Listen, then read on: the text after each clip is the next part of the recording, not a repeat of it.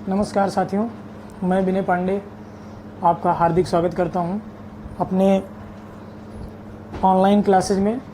जैसा कि हम लोग पिछले 8-10 वीडियोज़ में कई प्रकार के टॉपिक पढ़ चुके हैं, परसेंटेज में विभिन्न प्रकार के टॉपिक्स, उसी कड़ी में आगे बढ़ते हुए हम लोग आज नेक्स्ट कॉन्सेप्ट पे बढ़ेंगे। पिछले वीडियो में मैंने लास्ट में आपको कुछ चीज़ें करवाई थी, है ना, जो कि परिवर्तन पे, है ना, सक्सेसिव परसेंटेज इंक्रीज वाले में आधारित था, है ना। जैसे मैंने आपसे ये बताया था कि जब भी आय और व्यय पे आधारित सवाल हम लोग कर रहे थे, ध्यान दीजिएगा, हम लोग क्या पढ़ रहे हैं, प्रतिशत, ठीक, परसेंटेज।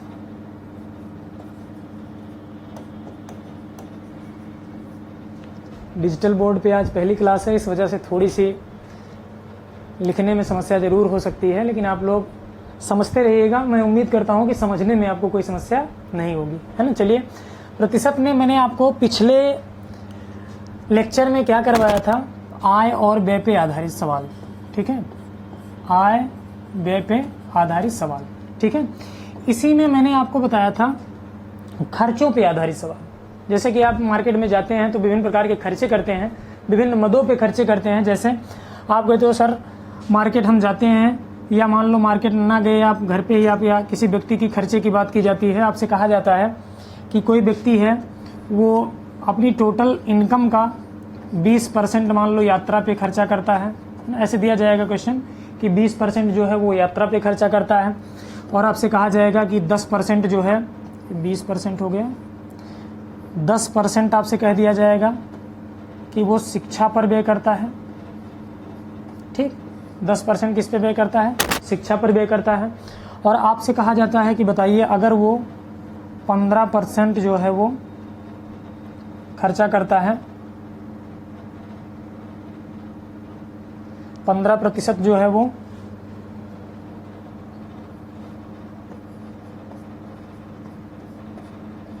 परिवार के कुछ विभिन्न अलग प्रकार के खर्च होंगे उसमें खर्चा करता है। तो मैंने आपको इस टाइप का सवाल कराया था, इसके बावजूद वो कुछ रुपए या 1500, 2000, 2500 बचा लेता है, तो बताइए उसकी मंथली इनकम क्या होगी, है ना। इसी पे हमने आधारित कुछ क्वेश्चन करे थे। आप ध्यान दीजिएगा कि ये जो सवाल होता है, ये इसमें शेष वगैरह वाला कॉन्सेप्ट नहीं है। आपसे दिया जाएगा डायरेक्ट, आप कहेंगे सर अगर उस व्यक्ति की इनकम जो है वो 100 रुपीज़ है, तो और उसके खर्चे जो दिए गए हैं विभिन्न प्रकार के, ये दिए गए हैं कि 20% यात्रा पे, 10% शिक्षा पे, और आपको दिया गया कि 15% जो है वो परिवार के खर्चे पे, या परिवार का उसका अलग प्रकार का खर्च है। तो आप क्या कर लेते थे, टोटल देख लेते थे कि सर वो खर्चा करता है 20% प्लस 10% और प्लस 15%, कितना हो जाएगा, 30 और 40, 5, 45%, है ना। यानी कि उसका जो कुल खर्च हो गया वो कितना हो गया, 45% टोटल खर्चा हो गया। आप कहते सर उसकी 100% अगर हम आय मानेंगे और 45% खर्चा कर देता है, तो आप आय में से यानी उसकी इनकम में से उसका खर्चा अगर घटा देते थे, तो आपको पता ये चलता था कि सर उसकी जो बचत है वो टोटल कितनी है, 55% उसकी बचत है। और यही आपसे कह दिया जाए कि बताइए ये 11,000 रुपये उसकी बचत है ना। तो आप कहते सर बचत परसेंटेज में तो 55% है, जबकि रुपए में कितनी है, 11,000 है, इसलिए हम 55% की वैल्यू किसके बराबर करेंगे, 11,000 के, और 100% की वैल्यू वहां से ज्ञात कर लेते थे। इस पे 3-4 सवाल हम लोगों ने पिछले वीडियो में किया है ना। आज हम लोग इसी कड़ी में थोड़ा सा आगे बढ़ेंगे, है ना, इसी कड़ी में आगे बढ़ेंगे, जिसमें हमें यह दिया जाता है कि शेष का, यानी कि आय शेष पर आधारित सवाल, खर्चे शेष पर आधारित सवाल, जो भी आप कहें, है ना, खर्चे वाले शेष पर आधारित सवाल, उसमें आपको क्या करना होगा, उसमें आपसे ये दिया जाएगा कि कोई व्यक्ति है वो, जैसे एक एग्जांपल मैं इसे बताता हूँ आपको, कोई व्यक्ति है वो क्या करता है, अपनी टोटल इनकम का 20% आपसे कह देगा कि 20% जो है वो शिक्षा पर खर्चा करता है, 20% शिक्षा पर खर्चा करता है। फिर आपसे कहेगा शेष का 10%, शेष का 10% क्या करता है, यात्रा पर खर्चा करता है। और उसके बाद फिर से कहेगा कि शेष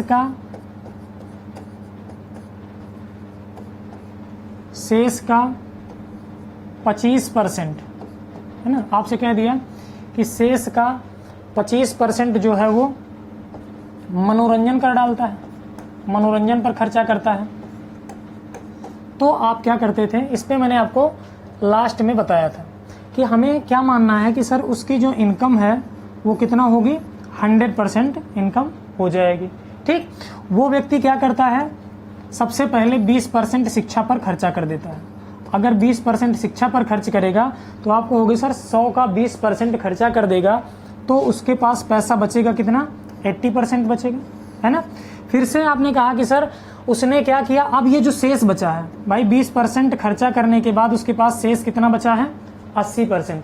तो आप कहते हो सर ये जो 80% आया ये शेष पैसा बचा। अब कह रहा है कि शेष का 10% यात्रा पर खर्चा करता है। तो ये जो शेष है 80, इसका 10% आप निकालोगे तो 80 का 10% कितना होता है, 8 होता है। अगर 80 में से 8 खर्चा कर देगा तो उसके पास बचेगा कितना, 72। कितना बच जाएगा, 72। यानी कि अब उसके पास शेष पैसा कितना बचा, 72 रुपए बचा है। फिर से कह रहा है कि वो शेष का, यानी कि जो 72 बचा हुआ है इसका कितना परसेंट, 25%। आपको पता है कि 72 का 25% होता है कितना, तो आप कहते हो सर 18 होता है। यानी इस 72 में से अगर उसने 18 और खर्च कर दिया तो उसके पास कितना बचेगा, आप कहोगे सर 54 रुपये उसके पास बच जाएगा। भाई 18 इसने और खर्चा कर दिया, इसमें से 18 हमने घटा दिया, तो उसके पास अब कितना बचा, 54%। तो ध्यान दीजिएगा, फाइनली उसके पास शुरुआत में 100 रुपये थे और बचे कितने, 54। तो ये तो हो गया उसका इनिशियल यानी कि उसकी जो आय थी, इनकम थी। और अब जो है ये फाइनल यानी कि जो अब उसके पास बचा हुआ है, यानी कि उसकी सेविंग्स है, उसकी बचत है। ठीक है, अगर आपसे कहा जाए कि उसके शुरुआत का यानी कि जो आय थी और उसकी बचत का जो अब का रेशियो है, उसके पास कितना बचा है उसका रेशियो निकालिए, तो आप कहते हो सर ये निकल जाएगा आसानी से। कितना हो जाएगा, ये 50 और ये हो जाएगा 27, 50:27। ठीक है, और आपसे ये कह देगा कि अब उसके पास 5400 रुपये बचे हैं, यानी कि आप कहते हो सर 54% की वैल्यू 5400 के बराबर कर देंगे और हमें 1% की वैल्यू 100 पता चल जाएगी, और इस तरीके से हम निकाल लेंगे 100% की वैल्यू 10,000 रुपये। तो बस यही इतना करना था। लेकिन इस पे भी मैंने आपको बताया था कि आप ऐसा भी नहीं करेंगे, है ना। कैसे करेंगे, अगर ऐसा सवाल आ जाए कि कोई व्यक्ति जो है अगर वो पहले 20% खर्चा करता है, फिर शेष का 10% खर्चा करता है और फिर उस शेष का कितना खर्चा करता है, 25% खर्चा करता है, तो आपको ध्यान ये देना है कि सर अगर वह पहले 20%, फिर 10% उस शेष का और फिर शेष का 25% खर्चा करता है, तो हम लोग जानते हैं कि सर 20% की फ्रैक्शन वैल्यू क्या होती है, 1/5। 10% की फ्रैक्शन वैल्यू क्या होती है, 1/10। और 25% की फ्रैक्शन वैल्यू क्या होती है, 1/4। अच्छा, ये सारी बातें मैं आपको पहले ही लेक्चर में बता चुका हूँ, इसलिए मैं इसमें डिटेल में नहीं जाना चाहता हूँ कि इसको भाग करेंगे क्या करेंगे, है ना। आपको मैंने डायरेक्ट बताया था जब परसेंटेज इंक्रीज वाला कॉन्सेप्ट या डिक्रीज वाला कॉन्सेप्ट पढ़ाया था, वहां पे भी मैंने इसको बताया था कि अगर 20% कोई खर्चा करता है तो मैंने बताया था कि हर वाला मान हमेशा इनिशियल वैल्यू होती है ना, प्रारंभिक मान होता है। और ये जो 1 है ये 5 का ही 20% है। मतलब आपको ध्यान ये रखना है कि सर अगर उसके पास शुरुआत में 5 रुपए थे और उसने 1 खर्चा कर दिया तो उसके अब कितना बचा, उसके पास 4 रुपए बचे। फिर आप दूसरे पे पहुंच जाएंगे कि सर इसका मतलब फिर से प्रारंभ में उसके पास 10 रुपए थे और उसने खर्चा कर दिया 1, तो उसके पास बचा कितना, 9 रुपया बचा। उसके पास 4 रुपया था और उसने खर्चा कर दिया कितना, 1 रुपये, तो अब उसके पास कितना बचा, 3 रुपये, है ना। यानी कि अगर इनिशियल वैल्यू और फाइनल वैल्यू का रेशियो आप निकालते हैं, ठीक है, मतलब शुरुआत की आय और अब शेष आय जो बची हुई आय है उसका रेशियो निकालते हैं, तो आप आसानी से निकाल सकते हैं। देखिएगा कैसे निकालेंगे, चाहें तो इसमें कैंसिल कर लें अगर कुछ करने वाला हो, 4 इधर भी है 4 इधर भी है, कट जाएगा। बाकी इसको मल्टीप्लाई कर लीजिए, 10 × 5 कितना हो जाएगा, 50, रेशियो 9 और 3 गुणा करेंगे कितना हो जाएगा, 27। यानी कि आपने कहा सर 50:27 हमारा क्या आ गया, आंसर आ गया। ठीक है, प्रारंभ का मान और अब के मान का रेशियो जो हो गया वो कितना आ गया 50:27। ध्यान देने वाली बात यह है कि ये है प्रारंभिक आय और ये है बची हुई आय। अगर आपसे इसी में ये भी कहता कि इतना बचाने के बाद, इतना खर्चा करने के बाद उसके पास जो है वो 5400 रुपए शेष बचते हैं, तो उसकी आय ज्ञात कीजिए, उसकी टोटल इनकम ज्ञात कीजिए। तो आपको कुछ नहीं करना है, इसी 27 की वैल्यू जो है वो 5400 के बराबर रख देना है। क्यों मैंने रख दिया ऐसा, क्योंकि अब उसके पास कितना बचा है यहाँ से 27 यूनिट। तो क्वेश्चन में यूनिट के हिसाब से, रेशियो के हिसाब से 27 की वैल्यू कितना है 5400। तो आप कहोगे सर अगर 27 की वैल्यू 5400 है तो 1 की वैल्यू कितना आ जाएगी 200।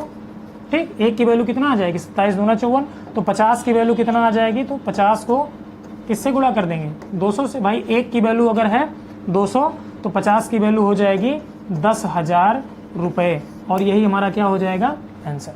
ठीक है, तो ये रही बेसिक मेथड और ये रहा आपका रेशियो मेथड, दोनों मैंने आपको समझा दिया है। इस पे कुछ विभिन्न प्रकार के क्वेश्चन आपके एग्जाम में पूछे जाते रहे हैं। चलिए हम कुछ क्वेश्चन सॉल्व करते हैं, देखते हैं कि कैसे कैसे क्वेश्चन इस पे आते हैं। चलिएगा, एक क्वेश्चन, पहला क्वेश्चन मैं ले रहा हूं यहां से, देखो ध्यान से देखिएगा।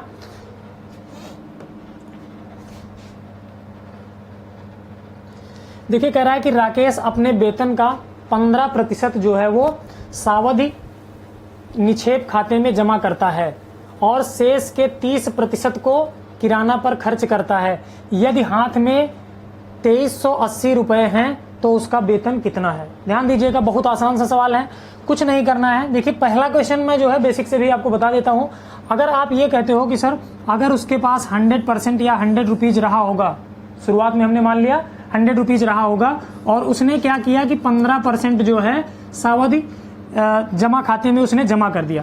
तो अगर 100 में से 15% यानी कि 15 रुपए जमा कर दिया तो आप कहोगे सर उसके पास अब जो है बचेगा कितना 85 बचेगा।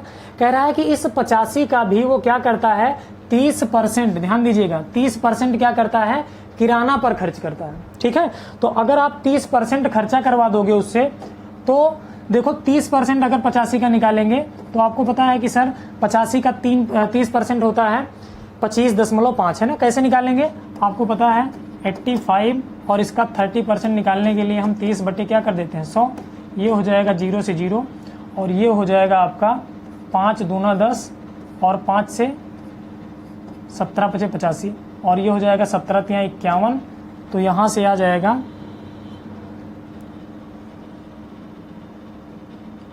कहीं गड़बड़ हो रहा है, देखिएगा फिर से, ये हो जाएगा 30 बटे 100, 0 से 0 कैंसिल हो गया और ये हो जाएगा 5 दूना 10 और 5 एकम 5, 5 सते 35। ठीक, ये हो गया 17 तिया 51 बटे 2 और जब इसको आप डिवाइड करेंगे तो ये हो जाएगा 2 दूना 4 और ये हो जाएगा 2 पंचे 10, 2 पंचे 10, 25.5। तो 30% जो आएगा वो कितना आ जाएगा 25.5। अब आपने कहा सर 85 में से अगर हम 25.5 घटा देंगे तो ध्यान दीजिए कितना बचेगा, ये हो जाएगा 0.5 और ये हो जाएगा 9 और ये हो जाएगा 59.5, यानी कि शेष जो आया वो कितना आ गया 59.5 आ गया। यानी कि आपको दिया गया है कि अब जो बचता है उसके पास वो कितना बचता है 2380। तो यहाँ से शेष कितना बचा हुआ है 2380। तो इस 59.5 की वैल्यू आप रख देंगे किसके बराबर 2380 के बराबर। तो 1 की वैल्यू यहाँ से आप निकालेंगे तो ये हो जाएगा 2380 बटे 59.5। और जब आप 100% की यानी शुरुआत वाली वैल्यू निकालेंगे तो 100 से भी क्या करना पड़ेगा गुणा करना पड़ेगा। ये 0 बढ़ाएंगे तो ये जो है दशमलव क्या होगा हट जाएगा, है ना। अब यहाँ से आप कह सकते हैं कि सर ये 5 से डिवाइड कर दें अगर, तो 5 एकम 5, 5 एकम 5, 4 9 5 9 45 और 5 से इसको डिवाइड करेंगे 5 दूना 10, ये हो गया 200। 119 से ये 2 बार में कट जाएगा, 119 दूना 238 और 1 0 बढ़ जाएगा, 2 का 2 से गुणा हो जाएगा 4 और 3 0 बढ़ जाएगा और हमारा जो आंसर आ जाएगा वो कितना आ जाएगा 4000 रुपये। और यही आपका क्या हो जाएगा सी वाला ऑप्शन सही हो जाएगा। ठीक, मैं उम्मीद करता हूँ कि ये बात आपको क्लियर हुई होगी, है ना। अगर ये नहीं समझ में आया है आपको तो डायरेक्ट दूसरा मेथड, है ना, थोड़ा सा कैलकुलेटिव था ये क्वेश्चन, क्योंकि इसमें जो परसेंटेज है 15 और 30% है। बाकी अगर आप ध्यान देंगे तो आपको ये बिल्कुल क्लियर हो जाएगा। अगर आप इसको देखें कि 15% जो है इसकी वैल्यू क्या होती है, तो आप कहते हो सर ये होता है 3/20, और यहाँ से अगर आप इस 30% को देखो तो ये क्या होता है 3/10। आपको पता है कि सर 20 रुपये था और उसने कितना खर्चा कर दिया 3, तो कितना बचा 17। 10 रुपये था शुरुआत में उसके पास और उसने 3 खर्चा कर दिया तो कितना हो गया, तो आप कहोगे सर उसका पैसा बचा कितना 7 बच गया। अब ये हो गया प्रारंभिक मान यानी कि इनिशियल वैल्यू, शुरुआत में जो आय होगी, और ये हो जाएगी फाइनल वैल्यू। तो आप सीधा सीधा कह सकते हो सर 20/200 रेशियो 17 सत्ते 119, यानी कि आपको दिया गया है, यानी कि अब जो है शेष उसके पास कितना बचा है 119, पहले कितना था 200, तो 119 की वैल्यू ही दी गई है कितना, तो आप कह सकते हो सर ये दी गई है 2380। तो 119 की वैल्यू 2380, तो 1 की वैल्यू 20, और अगर 1 की वैल्यू 20 तो शुरुआत में उसकी आय थी कितना 200, तो 200 की वैल्यू हो जाएगी 200 × 20, जो कि आएगा किसके बराबर 4000 के बराबर, और यही आपका पुनः आंसर आ जाएगा। उम्मीद करता हूं कि ये बात आपको बिल्कुल क्लियर हो गई होगी, है ना। यानी कि आप समझ पाए होंगे कि आय वाले क्वेश्चन जो है, शेष आय वाले क्वेश्चन हम किस तरह से लगाते हैं। चलिए मैं अगला क्वेश्चन लेता हूं। अगर आपको अभी ये नहीं समझ में आया है तो आगे क्लियर हो जाएगा। ठीक, देखिए x तथा y, अच्छा ये थोड़ा सा दूसरे टाइप का क्वेश्चन है। एक क्वेश्चन पहले आप इसी पे करिए, उसके बाद जो है ये करिएगा, दूसरा क्वेश्चन इसके बाद करिएगा। देखिएगा ये पहले सवाल की तरह ही है बिल्कुल। नीलम जो है अपनी कुल आय का 20% मकान के किराए पर, शेष का 70% घरेलू मदों पर खर्च करती है। यदि वह 3600 रुपए की बचत करती है तो उसकी कुल आय कितनी होगी, यही बताना है आपको। ठीक है, ध्यान दीजिएगा 20% जैसे ही आप देखोगे, पता है आपको कि सर 20% का मतलब होता है 1/5। 20% का मतलब क्या होता है 1/5। 70% की बात की जाए तो आपको पता है कि सर 70% होता है 7/10। भाई 100 से भाग कर देंगे, 0 से 0 कट जाएगा। तो आप ध्यान दीजिए, तो आप कहेंगे सर अगर 20% खर्चा करता है मतलब 1/5 खर्चा करता है। 1/5 का मतलब अगर उसके पास शुरुआत में 5 थे तो एक उसने उसमें से क्या कर दिया, खर्चा कर दिया। कितना रुपया बचा, 4 रुपया बचा। 7/10 खर्चा करता है, इसका मतलब उसके पास 10 रुपए रहे होंगे और उसमें से उसने क्या कर दिया 7 रुपया खर्चा कर दिया। तो अब बचा कितना, 3 बचा उसके पास। तो आपने कहा सर अगर रेशियो निकालें शुरुआत की आय का और बचत का, तो ये 10 × 50 और ये हो जाएगा 4 × 3 = 12। तो आपको सीधा सीधा मिल गया 50:12। और यहाँ से आप कह सकते हो कि सर ये जो 12 है इसकी वैल्यू दी गई है कि उसके पास कितनी है 3600 रुपये उसकी बचत है। तो अगर 12 की वैल्यू है 3600 तो 1 की वैल्यू आपको पता है सर 12 × 3 = 3600, यानी कि 1 की वैल्यू जो हो जाएगी वो कितना आ जाएगी 300। लेकिन उसकी शुरुआत में आय है कितनी, तो आप कहोगे सर 50 यूनिट आय है, तो 50 यूनिट आय है तो 50 की वैल्यू कितना हो जाएगी, तो आप कहोगे सर 300 को क्या करेंगे 50 से मल्टीप्लाई, 5 × 3 = 15 और 1 2 3 0 बढ़ जाएगा और यही हमारा क्या हो जाएगा आंसर। कौन सा ऑप्शन है, पहला ऑप्शन बिल्कुल करेक्ट हो जाएगा। मैं उम्मीद करता हूँ ये बात भी आप अच्छे से समझ पाए होंगे। सिर्फ आपको करना क्या है, रेशियो मेथड, जो कि हम लोग पहले बहुत सवालों में लगा चुके हैं, है ना। चलिए एक क्वेश्चन और इसी पे पहले करते हैं। ठीक है, देखिएगा काफी आसान सा सवाल है। एक व्यक्ति ने अपने आय का 20% अपने बड़े पुत्र को दे दिया तथा शेष आय का, फिर से लैंग्वेज देखिएगा, कह रहा तथा शेष आय का 30% अपने छोटे पुत्र को दे दिया, फिर शेष बचाई हुई राशि का 10% उसने एक ट्रस्ट को दे दिया। इस प्रकार उसके पास अब कितने बचे 10,080 रुपए बचे। ध्यान दीजिए, आपको पता है कि सर 20% होता है 1/5, यानी 1/5 अपने बड़े पुत्र को दिया तथा शेष का 30%, तो आपको पता है कि सर 30% की वैल्यू क्या होती है 3/10 होती है ना। फिर कह रहा है कि बचाई हुई राशि का 10%, 10% का मतलब क्या होता है 1/10, है ना। अब ध्यान दीजिए, अगर 1/5 अपने बड़े पुत्र को दे दिया होगा, इसका मतलब 5 में से 1 दे दिया, तो उसके पास बचा कितना, तो आप कहोगे सर 5 में से 1 देने के बाद कितना बचेगा, 5 में से 4 बचेगा, है ना। दूसरा कह रहा है कि अगर वो शेष का 3/10 अपने छोटे पुत्र को देता है, इसका मतलब अब उसके पास जो शुरुआत में रहे होंगे वो कितना रहे होंगे 10 रहे होंगे, और उसमें से उसने 3 क्या कर दिया अपने छोटे पुत्र को दे दिया। तो अगर 3 अपने छोटे पुत्र को दे दिया तो आप बताओ कितना बचा? तो आप कह सकते हो सर कितना बचा? 7 बचा, है ना। अगर फिर से आपसे कह रहा है कि बचाई हुई राशि का 1/10 उसने एक ट्रस्ट को दे दिया, तो अगर 1/10 ट्रस्ट को दे दिया तो आपने कहा सर 10 रहा होगा। हमेशा शुरुआत वाली वैल्यू क्या लेंगे? हर वाला मान 10 रहा होगा और 1 उसने दे दिया होगा तो कितना बचा होगा? 9। और इस तरह से आप शुरुआत वाला इनिशियल वैल्यू यानी कि शुरुआत वाली आय और फाइनल वैल्यू यानी कि अब वाली आय का मान निकाल सकते हैं। कैसे? मल्टीप्लाई करके। अगर कुछ कट रहा हो तो काट लीजिए। ये देखो 4 है तो ये हो जाएगा 2 दूना 4 और 2 पंजे 10। अभी भी ये 2 से कट जाएगा, 2 एकम 2 और 2 पंजे 10। ठीक है, तो आप कह सकते हो सर ये हो जाएगा 55 25 25 पंचे 125 अनुपात में आ जाएगा 7 9 63। ठीक है, इसको मैंने ऐसे क्यों काट दिया? क्योंकि जब आप गुणा करते हो तो भाई ये 5 × 10 × 10 ऐसे गुणा करते हैं आप, 5 × 10 × 10 रेशियो। यहाँ आप करते 4 × 7 × 9 ऐसे ही तो करते।